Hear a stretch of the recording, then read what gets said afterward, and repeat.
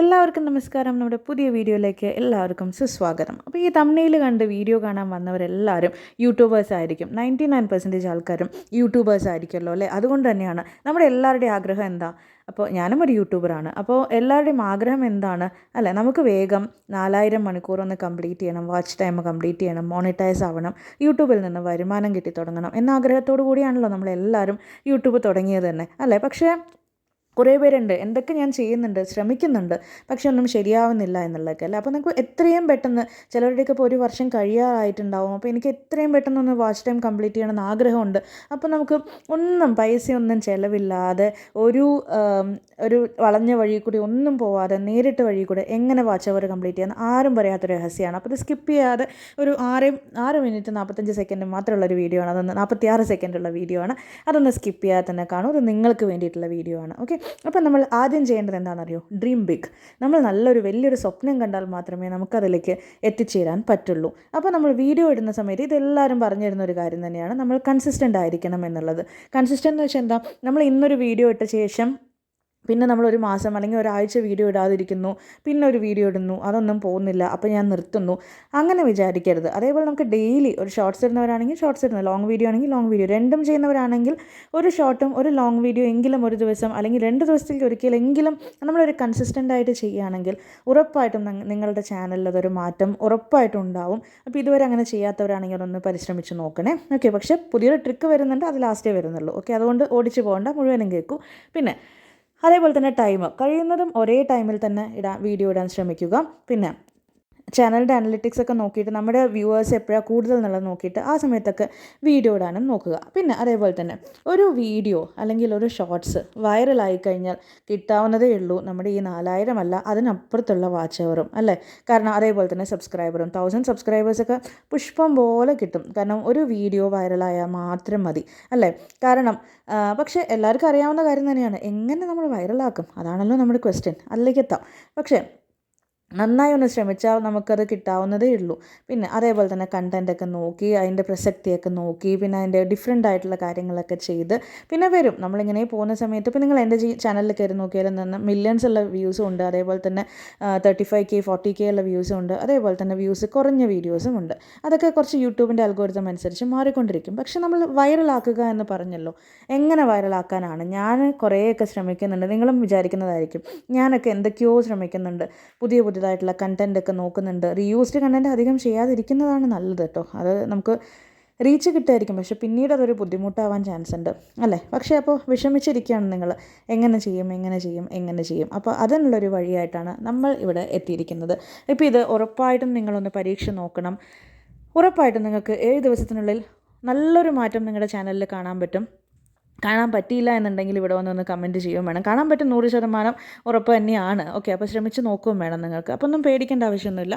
ഇപ്പോൾ ആദ്യം നിങ്ങൾ എന്ത് തരം ചാനലാണ്, എന്ത് തരം നിങ്ങളുടെ ഇപ്പോൾ കുക്കിംഗ് ആണോ, അതേപോലെ തന്നെ വ്ളോഗാണോ ചെയ്യുന്നത്, അല്ലെങ്കിൽ എഡ്യൂക്കേഷനിലാണോ എന്നുള്ളതൊക്കെ നന്നായി തീരുമാനിച്ച് വയ്ക്കുക. അത് കഴിഞ്ഞിട്ട് ട്രിക്ക് പറയുന്നതിന് മുമ്പ് തന്നെ ഒരു കാര്യം കൂടെ, ചാനലിൽ കൺസിസ്റ്റൻ്റ് ആയിരിക്കാൻ ശ്രമിക്കുക. അതേപോലെ തന്നെ റീയൂസ്ഡ് കണ്ടൻറ്റ് ഒന്നും തന്നെ യൂസ് ചെയ്യാതിരിക്കുക. അതേപോലെ തന്നെ ക്യാമറയുടെ ക്ലാരിറ്റി ആയാലും അതേപോലെ നമ്മൾ പറയുന്ന രീതി ആയാലും മറ്റുള്ളവരെ പിടിച്ച് നിർത്താൻ പറ്റുന്ന രീതിക്കൊക്കെ കാര്യങ്ങളൊക്കെ കൊണ്ടുപോവുക. പിന്നെ നിങ്ങൾ മാനിഫെസ്റ്റേഷൻ എന്നുള്ളൊരു കാര്യം കേട്ടിട്ടുണ്ടോ? എന്താണ് മാനിഫെസ്റ്റേഷൻ എന്ന് കേട്ടിട്ടുണ്ടോ? നമ്മളൊരു കാര്യം ആഗ്രഹിക്കുകയാണെങ്കിൽ, അത്രയും സ്ട്രോങ് ആയിട്ട് നമ്മളൊരു കാര്യം ആഗ്രഹിക്കുകയാണെങ്കിൽ പ്രകൃതി അത് നടത്തി തരും അല്ലേ. നമ്മളൊരു സിനിമയിലും കേട്ടിട്ടുണ്ടല്ലോ അതല്ലേ, പൗലോ കൊയ്ലോട് നമ്മളത് പറയുന്നതൊക്കെ നമുക്ക് കുഞ്ചാക്കോ ബോബനൊക്കെ പറഞ്ഞ് കേട്ടിട്ടുണ്ടല്ലോ അല്ലേ. ഇത് സത്യം തന്നെയാണ്, വെറുതെ ഒന്നുമല്ല. അപ്പം നിങ്ങൾ ചോദിക്കും, ഈ മാനിഫെസ്റ്റേഷനാണോ അപ്പോൾ നീ ഇപ്പോൾ ഇത്രയും നീട്ടിപ്പുകച്ച് വന്നത് എന്നല്ല. വെയിറ്റ് ചെയ്യൂ പോകല്ലേ.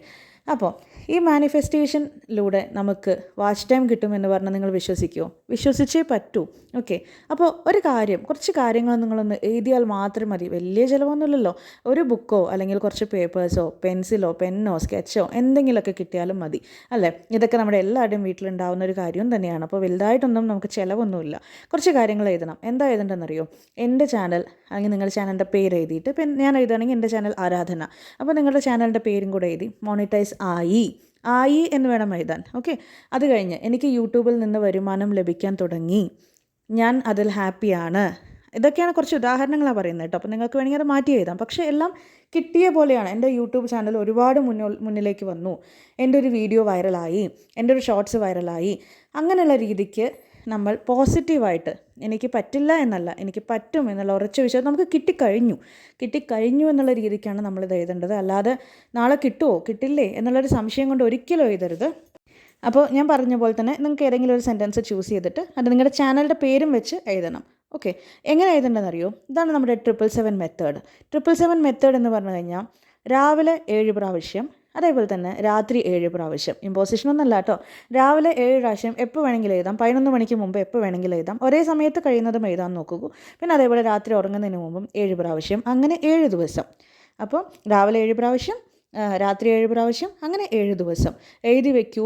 നിങ്ങൾക്ക് ഉറപ്പായിട്ടും 100% ഞാൻ പറയുന്നു, വിശ്വസിക്കൂ, ഉറപ്പായിട്ടും നമുക്ക് നല്ലൊരു മാറ്റം കാണാൻ പറ്റും. നമുക്ക് നല്ല രീതിക്ക് ചാനൽ സബ്സ്ക്രൈബറും വാച്ച് ടൈം ഒക്കെ മുന്നോട്ട് വരും.